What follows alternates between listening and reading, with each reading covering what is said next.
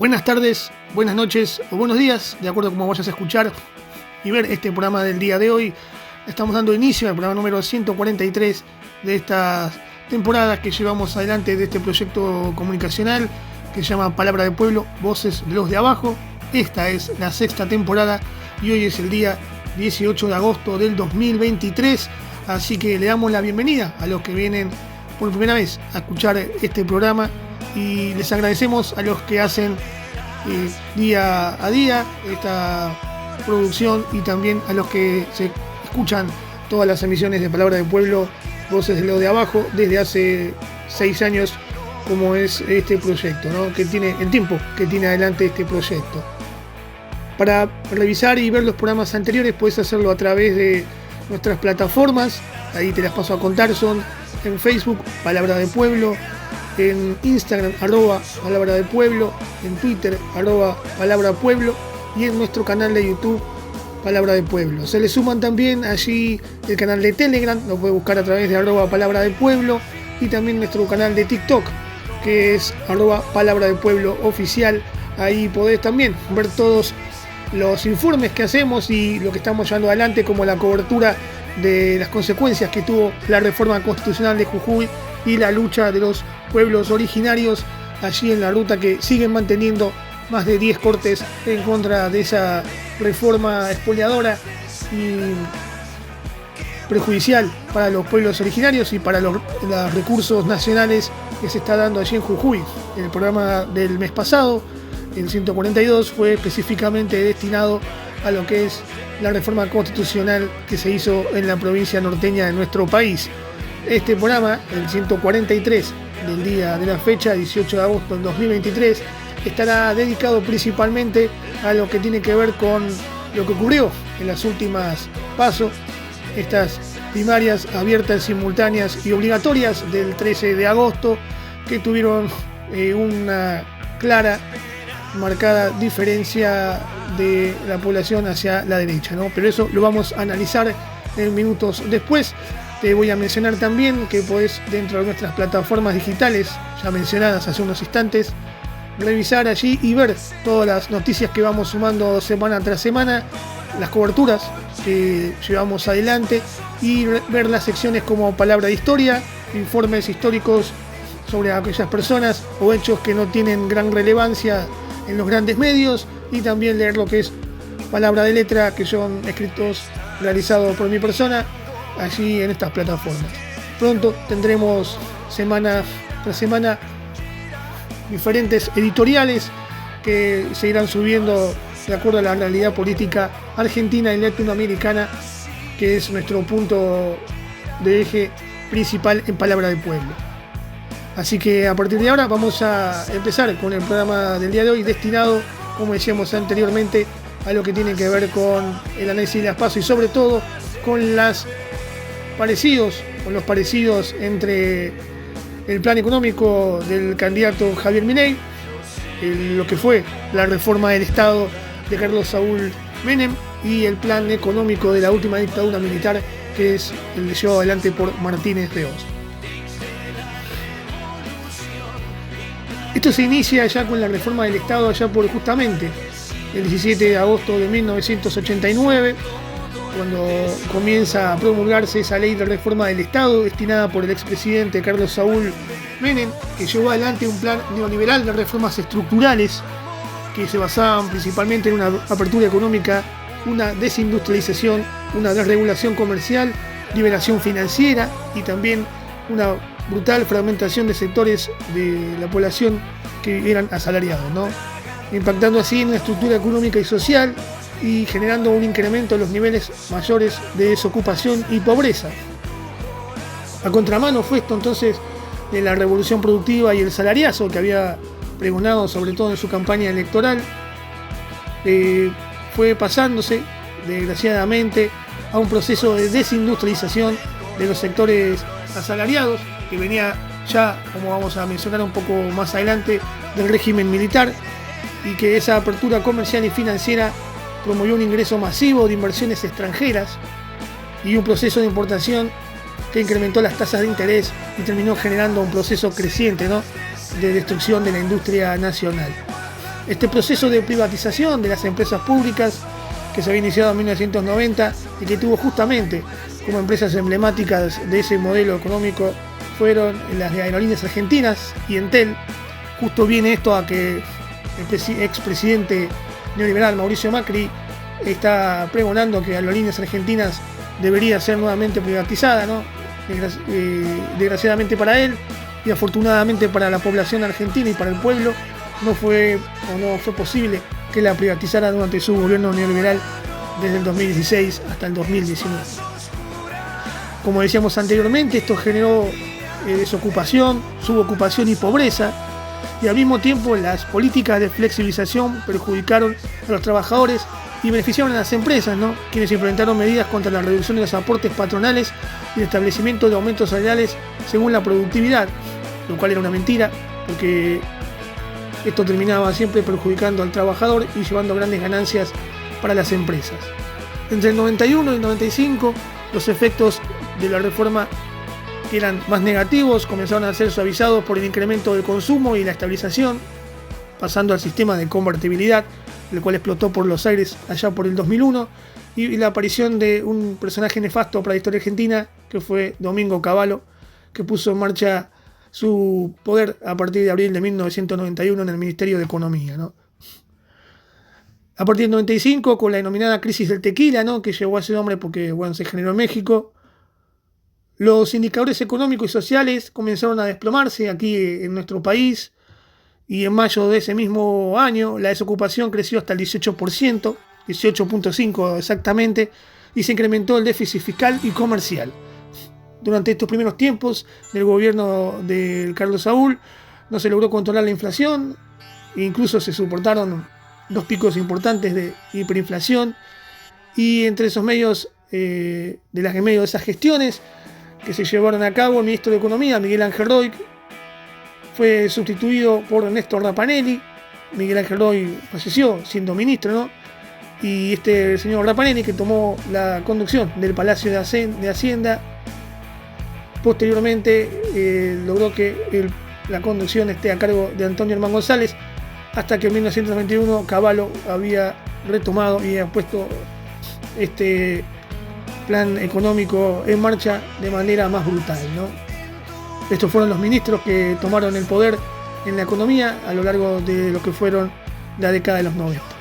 Esa convertibilidad, que inicialmente logró controlar la inflación, fue solo a costa de la sobrevaluación cambiaria, que incentivó el ingreso masivo de inversiones e importaciones y fomentó en ese momento y poco tiempo expectativas favorables. Además, había aumentado el crédito para el consumo, que permitió un poco reactivar la economía. Pero posteriormente los índices inflacionarios cayeron a niveles históricamente bajos, lo que terminó siendo en beneficios que no llevaron a la mayoría de la población, y el auge del consumo y la reducción de las tasas de intereses había permitido en esos momentos que sectores medios y bajos pudieran tener acceso a créditos que posteriormente no pudieron pagar, y que en esos momentos servían para comprar insumos importados o incluso hacer viajes al exterior. Para mantener la convertibilidad se comenzaron a establecer privatizaciones, y el gobierno de ese momento, de los 90, comenzó a apelar a un endeudamiento externo. Esto finalizó con que cayera el consumo, se estableciera una gran cantidad de fuga de capitales, una posibilidad de ser impagable de esa deuda contraída, ¿no?, sobre todo con el Fondo Monetario Internacional, y una remisión de ganancias de las empresas que eran privatizadas pasaron a formar parte del déficit comercial y fiscal, y fue insostenible entonces mantenerlos a lo largo del tiempo. Las consecuencias básicas de ello lo vieron en el 2001, ya había dejado el gobierno el presidente Carlos Saúl Menem y había ganado el gobierno de la Alianza con Fernando de la Rúa a la cabeza. Recomiendo que se vea la serie que se realizó por Star Más y fue también emitida por ese canal aquí en Argentina, que se llama Diciembre de 2001, donde de manera actuada y basada en un libro de Miguel Bonazo se muestra y cómo fueron todos esos meses previos y lo que desencadenó en lo que fue el 19 y 20 de diciembre de aquel 2001, que quedará en la historia de los que lo recuerden, y que desgraciadamente aquellos que no están ahora en la actualidad familiarizados con ello por juventud o por quizás una desmemoria selectiva, necesitarían ver para aprender los más chicos y para recordar los otros, ¿no? Lo que ocurrió. Vamos a destacar ahora entonces lo que tiene que ver, ¿no?, con el plan de Javier Milei, que se presenta ahora como el candidato más votado, el candidato del ultraliberalismo económico, ¿no?, y de la ultraderecha, junto a su vicepresidenta, Victoria Villarruel, que es una principal figura del negacionismo y de un nacionalismo de ultraderecha, que podemos destacar que su padre es un militar todo involucrado en la última dictadura militar. Son los mismos colaboracionistas de lo que fue la doctrina de Friedman en Pinochet, como Pinochet en Chile, ¿no?, de Hayek, y tienen un marcado visto bueno hacia las dictaduras y los elogios al fascismo europeo. Pero su plan económico principalmente es el que se basa en la libertad de mercado, aunque esa libertad de mercado generalmente termina restringiendo libertades básicas y que pudimos ver en gran medida puestas a sangre y fuego por la última dictadura, quien abrazó esas ideas, ¿no?, como ningún otro gobierno, hasta el que se pareciera más, que fue el gobierno de Mauricio Macri, ¿no? Allí tiene a personajes como José Luis Esper, un económico liberal y que actualmente es diputado nacional, que disputó también la interna esta de las PASO junto a Javier Milei, la fuerza de Juntos por el Cambio, formando parte de ese lugar. Y es necesario recalcar que esto es una elección de 3/3, como mencionaba la expresidenta de la Nación, Cristina Fernández de Kirchner. Javier Milei no ha ganado las elecciones y no está en gran diferencia con los demás, más allá de su discurso triunfalista y donde los medios de comunicación lo presentan como el gran victorioso, que obtuvo el 30% aproximadamente del electorado, seguido por la fuerza de Juntos por el Cambio, que tuvo como victorioso de su interna a Patricia Bullrich, con el 28% en total, siendo Patricia Bullrich 16% y 11% para Horacio Rodríguez Larreta dentro de esa interna, pero que demuestra que el ala más dura de esa fuerza, más derechosa y más, podemos decir, cercana a las ultras, que es la de Patricia Bullrich, quien se impuso en esa interna, y que en el tercer lugar de estas primarias abiertas, simultáneas, obligatorias, quedó la Fuerza de Unión por la Patria, con un total dentro del espacio con 27 puntos a favor, destacándose los 21 puntos de Sergio Massa, el actual ministro de Economía, y con un 5 aproximado de porcentaje de lo que es Juan Grabois, ¿no? Si bien podemos decir que la interna de Juntos por el Cambio estuvo influenciada por incluso la muerte del militante Gonzalo Morales en el Obelisco, días anteriores a las elecciones, por la represión de la policía de la ciudad y también por lo que fue, podemos decir, el papelón y el desastre de la que es la votación electrónica en la ciudad de Buenos Aires el propio domingo, que podemos decir que influyó negativamente, ¿no?, para el jefe de gobierno en la ciudad y precandidato a presidente de la Nación hasta el domingo, Horacio Rodríguez Larreta. Quizá volcó ese porcentaje que tenía un poco a favor para Patricia Bullrich, mientras que para lo que es la interna de Unión por la Patria, Sergio Massa, ministro de Economía, se impuso sobre Juan Grabois, quien tenía menores chances, ¿no?, de imponerse en la interna del espacio y la interna partidaria, pero que tiene esta posición del tercer lugar, con 27 puntos, podemos decir, a 3 de lo que fue el que está en el primer lugar, quien es Javier Milei, quien hablábamos principalmente hace unos instantes, teniendo en cuenta que esto se definirá en las elecciones generales del 26 de octubre de este 2023 y que es muy posible que nadie pueda superar al otro por más de 10 puntos y ni siquiera pueda pasar el 50%, así que vamos camino a que haya un balotaje entre los dos más votados. El final es abierto, pero habrá que informar a la población para que vote de manera, podemos decir, más consciente y teniendo en cuenta lo que es la historia y lo que ha pasado. Ahora hablaremos de lo que son las similitudes entre el plan económico de la dictadura militar impuesto por Martínez de Hoz y lo que es el plan motosierra, como refiere Javier Milei a su plan económico. La última dictadura militar, la de 1966 hasta 1983, con la vuelta a la democracia, podemos decir que es casi un calco de lo que proponen los libertarios como Javier Milei a la cabeza, y podemos decir que Martínez de Hoz Este último dejó un plan de 12 puntos que eran fundamentales para lo que tenía que ver con la eliminación de los controles de precios, la eliminación de los controles de cambio y de intervenciones para regular la tasa de interés y el sistema financiero. También con este plan neoliberal manchado de sangre por la muerte y desaparición de muchos militantes y sobre todo de 30.000 personas y argentinos y extranjeros que no se saben cuál fue su final, aunque lo presuponemos. Bajaron también gradualmente los aranceles para las importaciones y eliminaron los impuestos a estas mismas exportaciones, los que hoy se llaman las retenciones. Esto es como dice Milei, que es la apertura de mercado para que pueda ingresar inversiones, los cuales luego no pasan y terminan pagando el costo los propios argentinos. A su vez, la última dictadura militar también había liberado el mercado de alquileres y acompañado de un aumento en los servicios públicos, como son agua, luz y gas. El libertario Milei también manifiesta que no subsidiará ni el agua, ni la luz, ni el gas, que tampoco habrá subsidios en diferentes sectores, al mismo tiempo que quiere privatizar el sistema de salud nacional y sistema educativo. Podemos decir que generaría una anarquía terrible, en donde los que pagarán los costos serán aquellos que no pueden comprar esa libertad que él manifiesta. Porque es claro que cuando expresa Javier Milei que la libertad debe avanzar, como se le llama a su espacio político, es una libertad que se compra y que está basada en el poder adquisitivo. Entonces la pregunta será, ¿para quién es esa libertad? Y si esa libertad es comprar todo lo que son nuestros derechos adquiridos, ¿cuál de todos los que han votado a Javier Milei tienen la capacidad económica para comprar todos esos derechos que ahora justamente el Estado se los da? También, volviendo a lo que fue el plan económico de Martínez de Hoz, se quitaron subsidios y protección para los sectores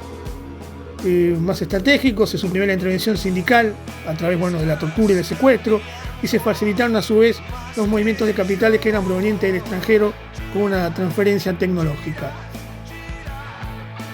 Podemos decir que a muchos de estos que formaron parte de ese endeudamiento externo, podemos manifestar créditos como lo hicieron posteriormente el gobierno de Carlos Saúl Menem con la reforma del Estado y la frase tan conocida para muchos y olvidada para otros de nada que sea el Estado será el Estado, generó una consecuencia política posteriormente terrible y el descreimiento de la población allá por el 2001. Así que estas nuevas modelos que eliminaron la actividad sindical, como decíamos, y que impusieron esas políticas a toda máquina, tenían, al igual que había pasado en Chile, ¿no?, con Pinochet como baluarte principal o como mecenas a los Chicago Boys, aquellos hombres de la escuela económica neoliberal y que tenían como mentor a Milton Friedman y al economista austríaco Friedrich Hayek, que sostenían que la dictadura en ese momento podría ser necesaria por un periodo de transición. Esas mismas ideas, como habíamos mencionado anteriormente, de privatización de empresas del Estado y desregulación, sobre todo de la economía, dejando todo a las reglas del libre mercado, manifestando que el mercado se regula sola, lo cual no lo pasó en la última dictadura y tampoco pasó en los 90 y tampoco pasó en el gobierno de Mauricio Macri. O sea, la apertura de la economía no trajo inversiones en ninguno de los casos, y sino que generó pobreza, hambre y miseria para el resto de la población. Así que el propio Milei es asesorado por un genocida, como fue Antonio Domingo Bussi, ¿no?, y que fue incluso candidato en las últimas elecciones en Tucumán, ¿no? Fue candidato a gobernador, el hijo de Bussi, de Antonio Domingo Bussi,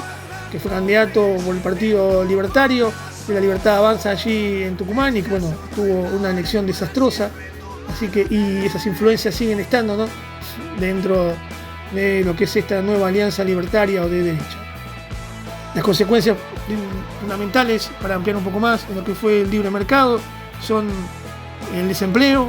una caída desastrosa del Producto Bruto Industrial, un aumento de la desigualdad, un endeudamiento externo y un salario que cae mesuradamente y genera con eso falta de poder adquisitivo y pobreza para los argentinos. Así que más allá de las diferentes versiones locas y expresadas de manera vehemente por el candidato de La Libertad Avanza, como la venta de órganos, la libre circulación de armas y otras tantas más cosas desquiciadas y alocadas que representa, podemos decir que hoy se han afianzado como candidato a la presidencia, ¿no? Hay que también tener en cuenta, ¿no?, la figura de la vicepresidenta de La Libertad Avanza, que es Victoria Villarruel, que es una nacionalista de derecha, que es negacionista y que su familia es marcadamente militar y que estuvo a favor de la última dictadura militar, que tiene a 30.000 desaparecidos y que son los mismos que reflejan que para ellos, ¿no?, los derechos humanos son un curro, ¿no? Uno también tiene la pregunta dentro de lo que va a pasar con Libertad Avanza, ¿no?, el espacio que venimos hablando de ultraderecha, si llegara al gobierno. Está con la estructura para ser presidente y para tener todo lo que es el aparato cubierto del Estado. Es obvio que no, porque ha estado en algunas provincias con candidato propio, en otras no, y una sola persona no puede gobernar el país desde Buenos Aires sin tener conocimiento de lo que está ocurriendo en Chubut, en Neuquén o en Salta. Entonces ahí podemos hacernos el planteo y la reflexión de que alguien podría aportarle esos cuadros políticos o esos cuadros administrativos. Me da la sensación de que el que puede estar en ese lugar sería ni más ni menos que el ex candidato el expresidente de la Nación, Mauricio Macri, quien se vio muy alegre al enterarse de la victoria del Libertario, más que de la victoria en la interna de su candidata, del PRO, que fue Patricia Bullrich. Así que podemos ver que ya puede haber un posible acuerdo entre ellos en caso de que el Libertario llegue a la presidencia pasado octubre o quizás en noviembre en un balotaje. Y también, como se ha mencionado hace unos instantes, aquellos que forman parte de lo que es el partido militar, de la última dictadura militar, y que siguen manteniendo esas ideas, podrían ocupar cargos dentro de la función pública de conducción, ¿no? Y sería su vínculo y su enlace para llegar a ello nada más y nada menos que la candidata a vicepresidenta Victoria Villarruel. Así que hay que tener en cuenta qué es lo que puede pasar en caso de que esta tendencia siga, aunque seguimos mencionando que es una elección de tercios en donde todos están muy cerca, 30 el ganador, 28 el segundo y 27 aproximadamente los índices de porcentuales que tuvieron en estas PASO, pero hay que informar porque se han escuchado algunas plataformas no muy bien, sobre todo la del candidato ganador, y que han generado confusión en la población que termina a veces votando o apoyando a un candidato que está manifestando que realizará acciones que los van a perjudicar. Así que de esta manera ha sido el análisis que hemos hecho de Palabra del Pueblo en este programa que fue el 143 de Palabra del Pueblo, Voces de los de Abajo, del día 18 de agosto del 2023, con nuestro análisis de lo que fueron las PASO en Argentina y mencionando las similitudes entre lo que fue el plan económico de la última dictadura militar, el plan económico de los 90, con neoliberales como fue el de Carlos Saúl Menem, el plan de Mauricio Macri, que ahora se muestra demasiado alegre ante la victoria del Libertario, y lo que es el plan motosierra, así lo ha llamado Javier Milei. Así que hasta acá el análisis de lo que fue las PASO. Así que